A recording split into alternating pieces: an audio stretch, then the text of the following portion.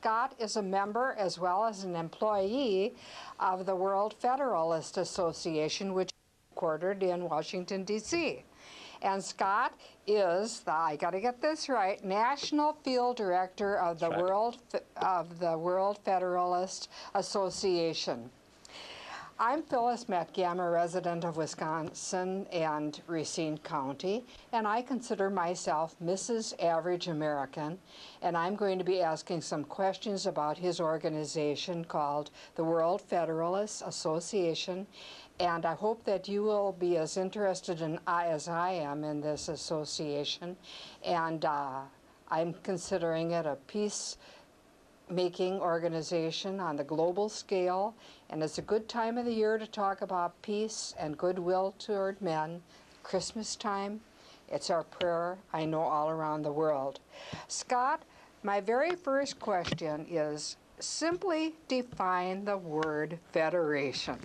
Well, Phyllis, that's a very good place to start, and I'd like to thank you for having me on today, and thanks to Matta for having us both on. What does the word federation mean? It's a philosophy of government which says that government works best if it comes in layers. The most famous federation, and the one that's been operating the longest amount of time, is the United States. So I'll start here. The United States was created as a federal government in the process of our Constitution being written back in 1787. And what that Constitution did was to unite the 13 states under a federal system, which meant that each of the 13 states would maintain its own governmental institutions. It would continue to govern most of the activities that happened in the states, and a few of the concerns of the states that could not be dealt with individually by the states themselves, such as defense and foreign relations between all the states as a body and all other countries, and trade between the states and that sort of thing, would be handled by the national government or the federal government. So what that said was that there were at least two levels of government. Actually, there are more, because there are local governments and sometimes county governments within the states. But the principle of federalism is that government works best if it comes in layers, and each layer deals with a locale in which it is the logical governmental body to handle the problems. Local governments build schools, they take care of repairing potholes in your towns. State governments have other functions that such as highways and other matters that are beyond the capacity of any of the individual localities.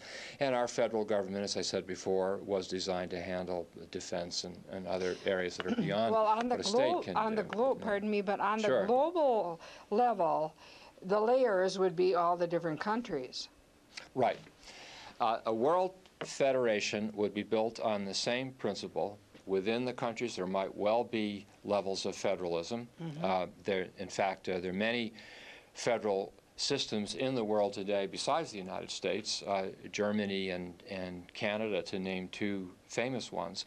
And a world federation would simply acknowledge that there are problems on the global level, such as the threat of nuclear war and the environment breaking down, international terrorism, epidemics that sweep across national borders, pollution, and so forth, that the individual nation states can't solve on their own, so that it would be logical to have a level of government above all the nation states that could deal with those problems, but leave almost all of the governance to the existing nation states of the world, which would continue to deal with those problems that could be handled perfectly competently within the nation state itself. Such as trade with other countries and open travel and so on. Right. The World Federation wouldn't get into that type of leadership. Well, they might. It would depend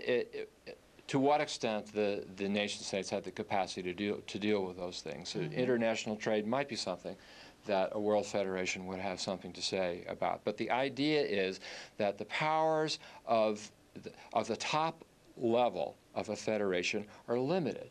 They only concern those areas that the individual constituent states, in this case the nation states of the world, couldn't handle by themselves. They would set up a constitution that would be followed by the board of directors, or whatever you would call the leaders of this organization? Well, most governments have a constitution. There are many world federalists that are very supportive of the idea of eventually some sort of global constitution setting up a federation. Some of our members are a little more skeptical that that's the best way to do it. They think that a world federation might happen in stages. I'll talk to you later in more detail about some of the programs of the World Federalist Association, but they include institutional changes in the United Nations system that could happen now, that are happening now.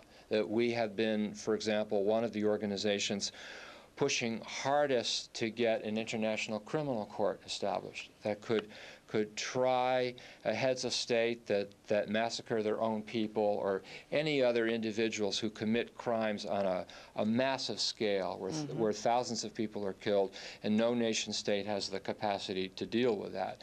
Now, possibly, the International Criminal Court has been set up. The United States is not yet a party to it, but it is a functioning court. It's got some 80 countries that have ratified it now, and it has begun to work, and will soon be taking cases. Now, what if that institution begins to function well and becomes part of an international system? Some of the other programs that we've been working on also get established. Two other examples would be under the UN, standing rapid response forces, which could go into countries where order is starting to break down and people are being killed. In Rwanda, for example, several years ago, there was a civil war which resulted in the deaths of hundreds of thousands of people. If there had been a rapid reaction force, and this was actually considered and turned down by the Security Council at that time, but if there had been a standing rapid reaction force that there wouldn't have to be much debate about, just 5,000 or 10,000 troops, if they had gone in with modern arms, many people who studied that situation have said, including the UN general that was in Rwanda at the time, General Dallaire from Canada, that a small force would have been enough to stop that massacre. So there's another example of an institution that could be set up within the next few years, and like the International Criminal Court, could become a constituent part of maybe an emerging world federation, a stronger, more empowered, more democratic United Nations that would begin to have the powers of a federation. Now, that's the thing, power. That leadership group of this global association would be very powerful. How would those leaders be chosen? By population numbers? Would China have more representatives on there than a country with a smaller population? Or would they be set up regionally around the globe, so that areas of the globe that had common problems might want to be within one region, therefore fewer people on the leadership level? How would you decide who would represent whom on that? Yeah, well, these are very important questions, Phyllis. First of all, let's bear in mind that one of the principles of federation is that the top level, in this case the World Federation, should have as little power as possible, but still enough power to accomplish some of the tasks we were talking about, such as keeping world peace and protecting the environment. It's got to be powerful enough to do that. It should not have powers which would not allow it to interfere and meddle in the internal affairs of the constituent states. So that's principle number one. Principle number two, I think, is something to borrow from democratic governments that have succeeded in keeping themselves stable over a long period of time, such as the United States. How has the United States been able to do that? Well, two principles. First of all, the federal principle: keep as much power down at the lowest level possible.